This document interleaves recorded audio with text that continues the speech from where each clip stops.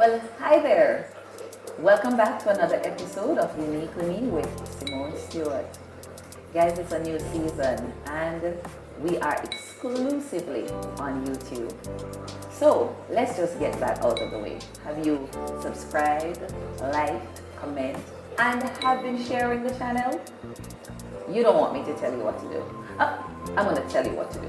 Go ahead, push that subscribe button, and of course the notification bell, guys, because we are coming every Saturday night at 7:30 without fail. So you can look forward to a new episode. And uniquely me is uniquely you.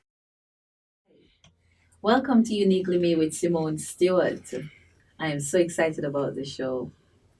So what is this show about? It's about women, about women, for women, by a woman. It's uniquely me. And uniquely me is also uniquely you. What are some of the struggles our women have been going through? What are their triumphs, their failures, their successes?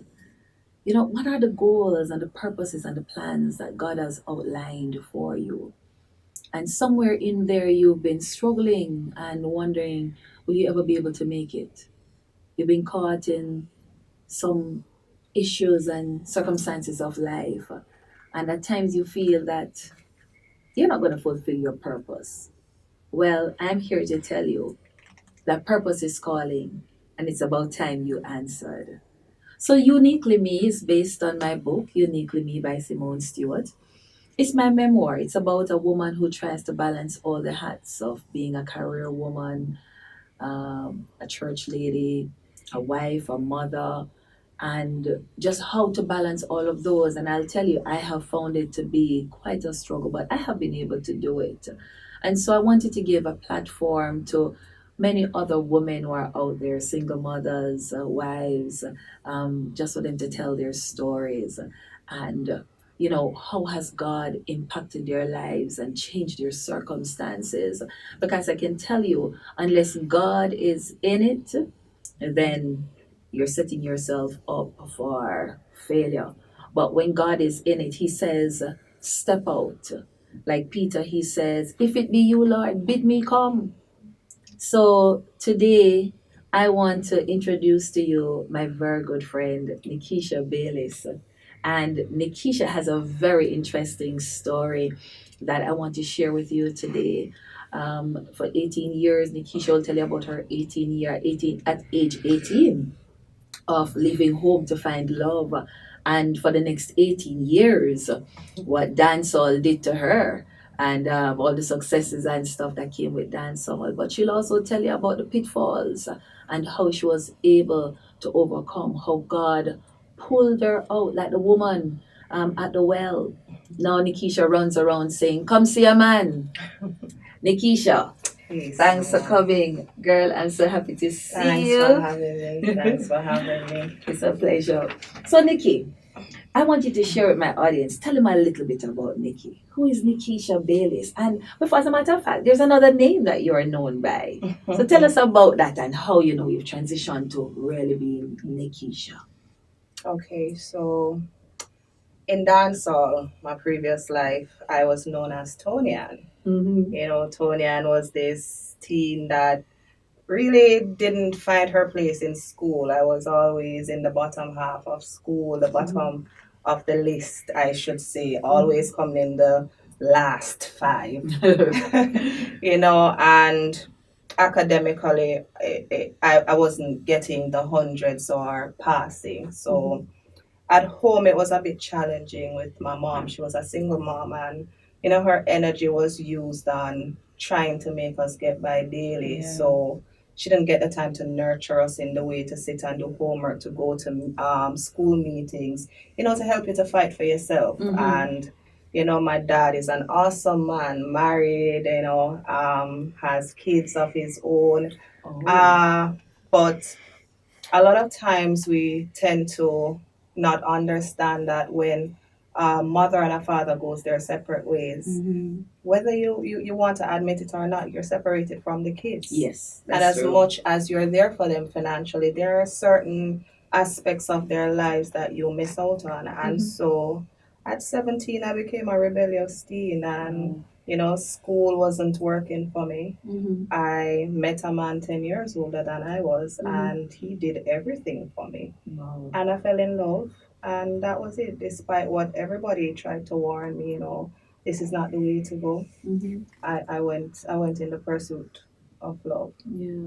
So fell in love with parties, dancehall. His world became mine. Wow. And I've often tried to go back to school and to better myself, but this person is a local celebrity here in Jamaica and well known. So there was a point in time that I was more the trophy wife. Yeah. But with the trophy wife comes a lot of gain because there is womanizing, Wow. there is disrespect. Foolishly, I look back at myself now, years later, and I was like, I want to go back in time and say, get some sense, little girl. But, I always thought to myself that he comes home to me. Yeah. He answers to me. And so his womanizing doesn't matter. Females at his disposal, you feel that there's something you don't possess, like you're not able to keep his attention.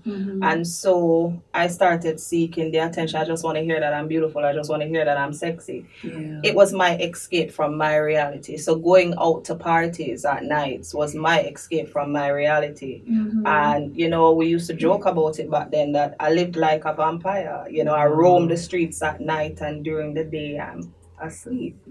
So after a while, it did take a toll on me, mentally, physically. There have been times when, living didn't make sense for me. In 6 years into the relationship was when I realized that this is not what I want for the rest of my life. But what I found with a lot of young girls nowadays is that when they become these trophy wives and become so absorbed into this man's life and his world becomes theirs, by the time you grow up and you recognize that this isn't where I want to be, you have become so dependent on the person, you don't know what life is without them. And so for the remainder of that 15 years, Simone, I was too afraid because he was all I knew. Yeah.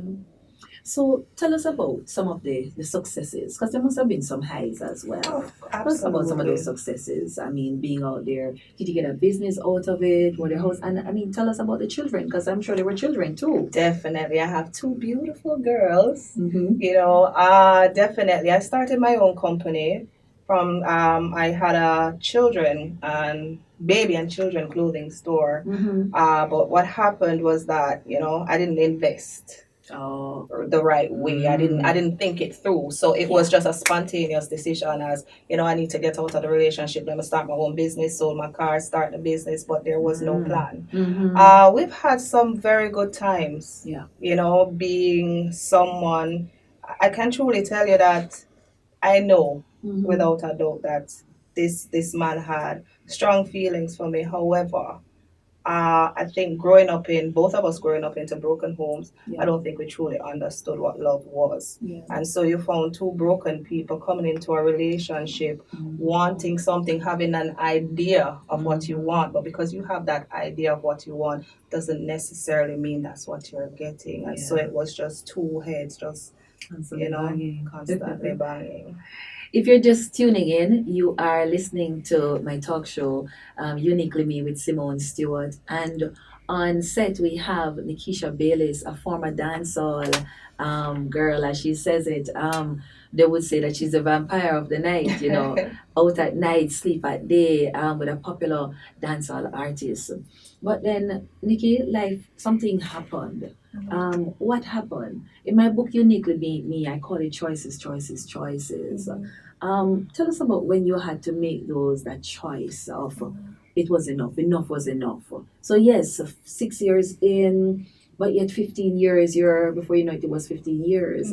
And you decided no more. I'm starting something new. Tell us about that. I would have to say that since I was 12, I was saved, and I backslid.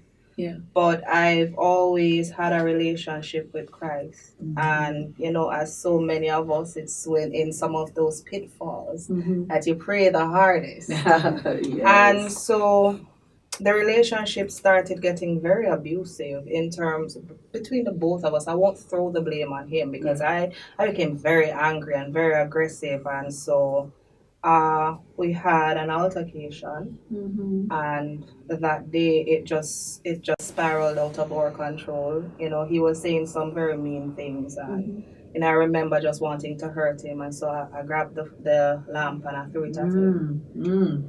And he turned around and he pulled his gun. Oh my God. And shots were fired. I ran to the closet, and I remember being in that closet, and I remember wondering, how did I get here? I felt like I was 17 again, and I was wondering, how did I get here? Wow. No girl grows up thinking that they're going to be in a relationship where they lose themselves. No girl grows up, thinking that they're going to have to sell their bodies, or, how things do end up. You don't normally vision, those things. But I found myself talking to the Lord and saying that I can't do this anymore. Jacob. He's one of my favorite characters of the Bible. Jacob. I remember when Jacob was on the mountain and, the Lord touched him in his hip. And weakened him. Yes. And Jacob clung to the angel of the Lord and said, I won't let go until you bless me. Yeah. The Lord had to weaken me. He had to silence the noise. He had to bring me into a space where I could reach out to him. And I would like to believe that the Lord threw me a bait, because for 15 years he knew I wasn't leaving without having some type of assurance, like, I don't know what life is without this man. I was 17 years old, I basically grew up with him. And long and short of all of that, I met a friend, fell in love with a friend, and I thought that this was it. God sent him. But, the Lord would have it that as soon as I moved out, the Lord would have it that that friend left. And so I was at a place where, the new relationship failed. The business that I had started failed. Friends started walking away. And the thing with me, Simone, is if you push me in a corner, I'm going to find a way out.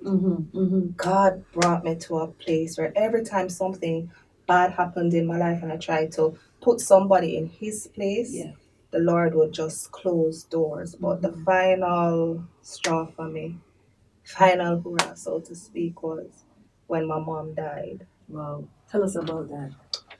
I had lost everything. She was my strength. She was. And it was a Friday, I'll never forget. She would come by me on Sundays and leave on Fridays. And that Friday, for some reason, I raced home because, normally she would ask me on a Friday, drop me at the bus stop. And so I raced home. I was like, all right, today I'm going to take her home. When I got there, of course, typical mom, she was watching the television. She was like, no, ma, you don't have to drop me, come and watch TV. When the show you finish. So I was like, all right, I'm not going to take you home. Then I'm going to drop you at the bus stop in Hertfordshire. And that was the last time I saw my mom alive. I never forget. I sit here and I see her coming out of the car, closing the door and walking away. And that was the Friday. On the Saturday, I got a phone call that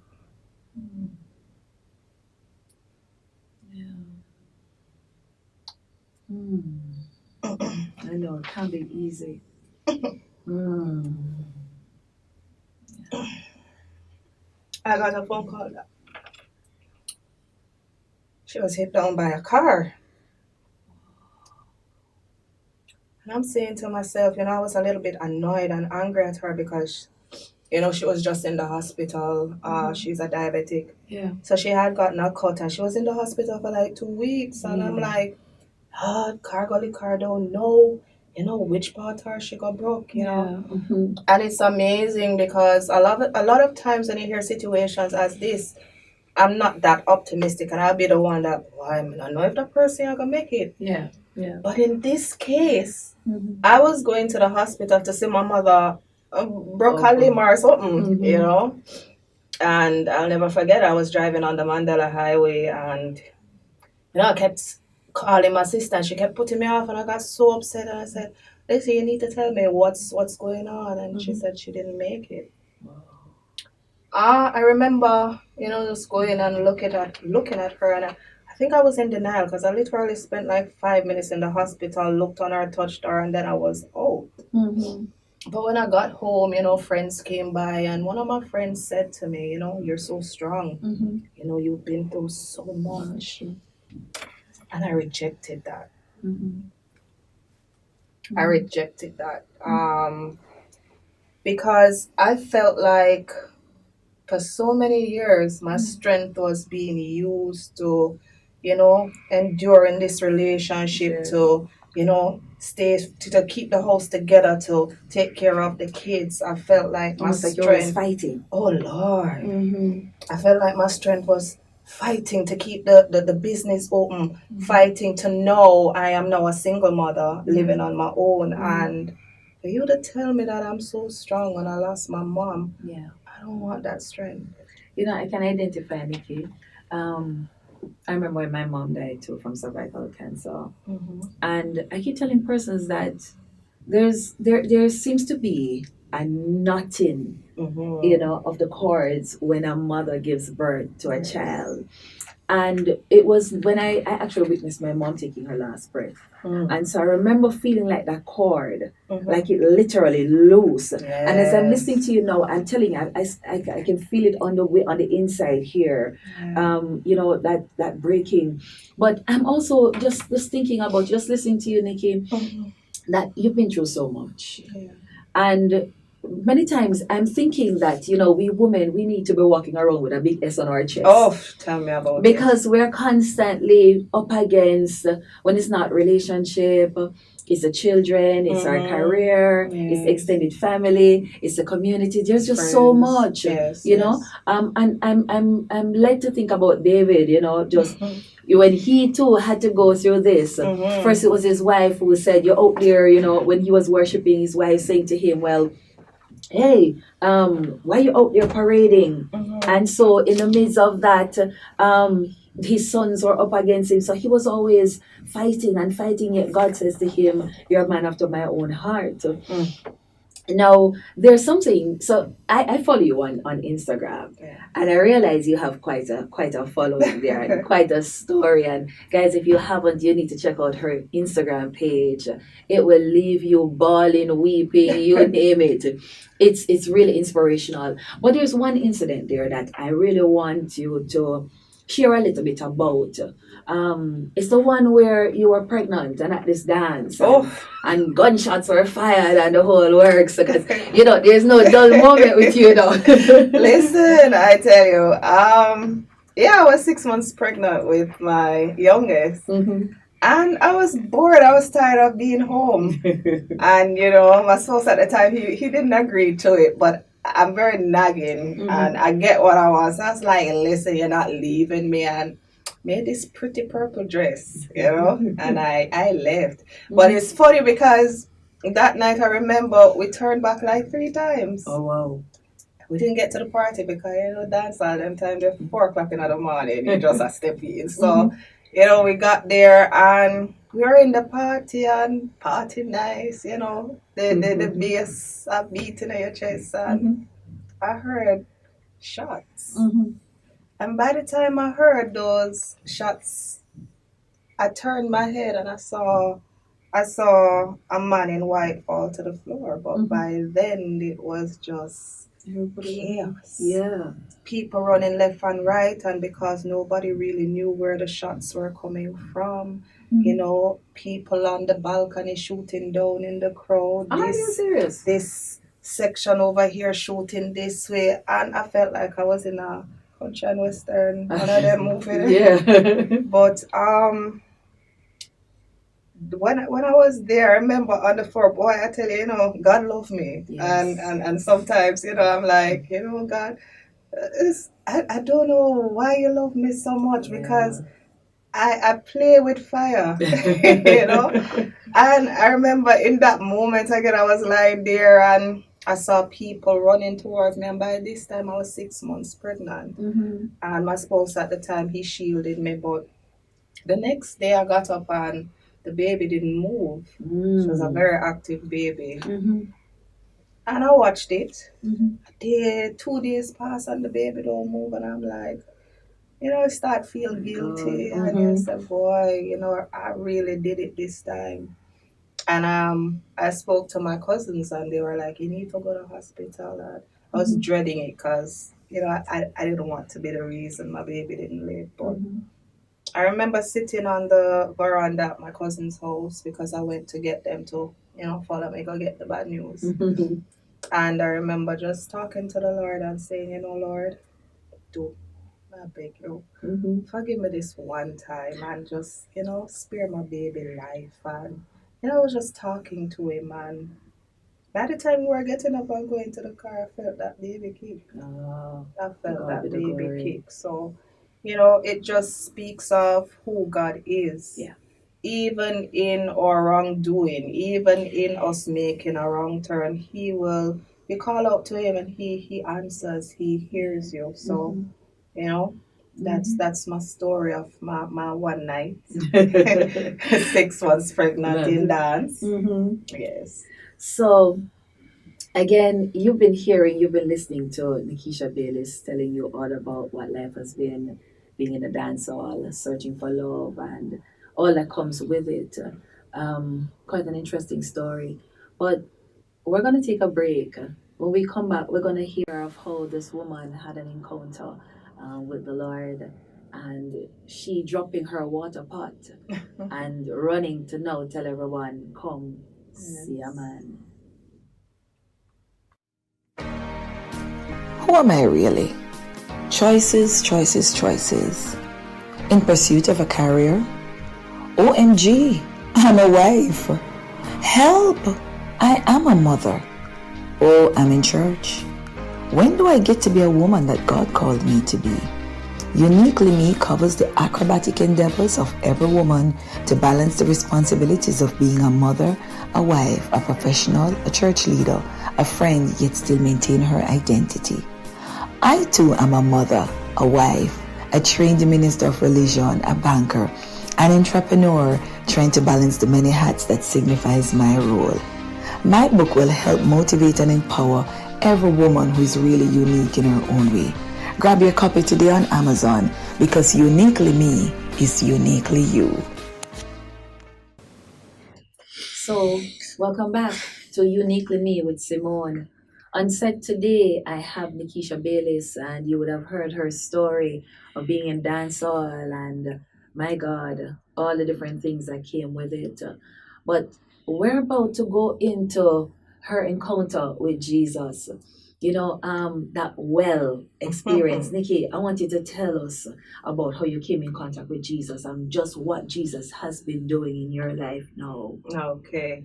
All right. So by this time, mommy is gone, everybody is gone. It's just me and the babies. And, just quickly, I had a dream one night and I basically was battling. I saw two men in my house and we were fighting. It was as if we were using swords. It was very dark, but I heard, metal clinking together.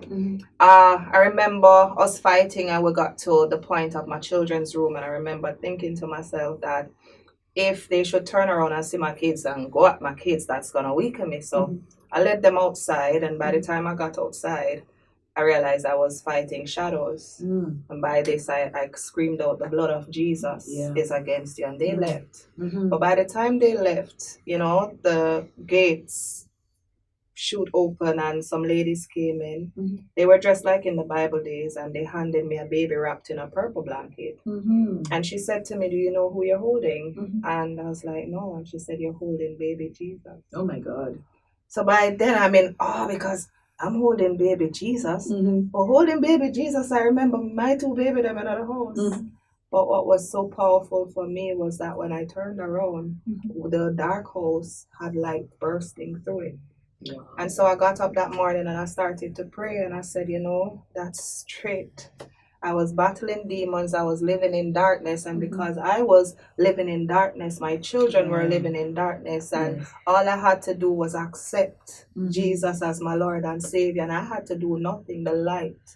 And so 2 weeks later, I recommitted my life. Hallelujah. How many years have that been since? That's been 4 years. To God be the glory. Now tell our audience, what have you been doing? What has, because I know you've been, my first encounter with you, by the way, was just sitting with you at a I Must Speak Academy. Yes. And I remember when you went up to give your speech, I was like, oh my God, this woman is about to chase some demons out of here. But just tell us about your ministry. And I know that also God has brought you to becoming a best-selling author. So just tell us about what God has been doing. I mean, God has been he's just awesome. He has just been blowing my mind.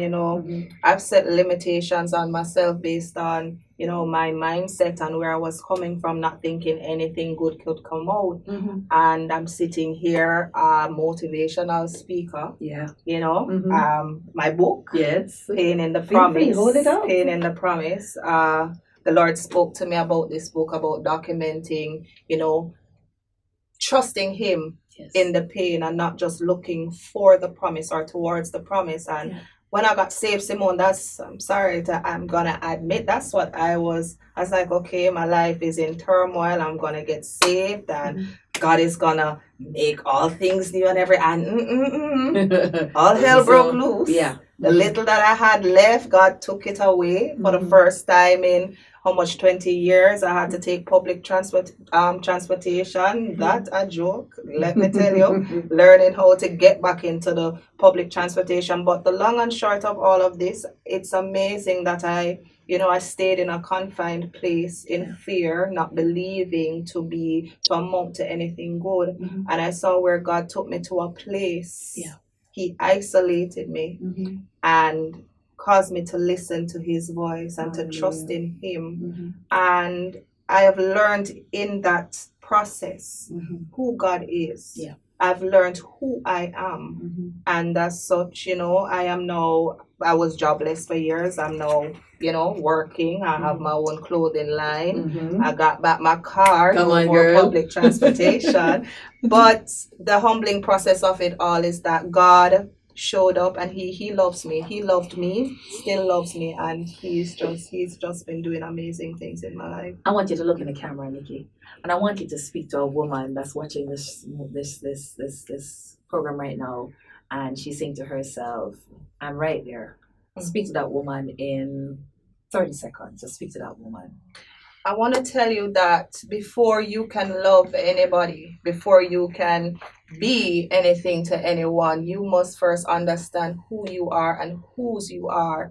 Until you understand that who Christ has called you to be, then you will never be able to go out and do things that even you have set limits on. There is nobody that can keep you in any toxic situations as long as you know who you are in Christ Jesus. So I want to tell you that even in fear, you need to understand that God is amazing and God will give you beautiful ashes. Yes. There you go. So, trust God. Trust Him. I want to thank you, Nickishia, for coming. Oh my God. I tell you, I Thank you feel for like having I me. literally felt the move of the Holy Spirit sitting here. I was wondering if there were times I was going to flip. But let me thank you so much for tuning in. This has been Uniquely Me with Simone Stewart. You can find me on Instagram at God's Daily Portion. You can find me on Facebook. You can find my book Uniquely Me on Amazon. And if you want to have your story heard, you can WhatsApp me at 1-876-856-5769. Somebody's waiting to hear your story. Remember, Uniquely Me is uniquely you. Thank you. Uniquely me is uniquely you.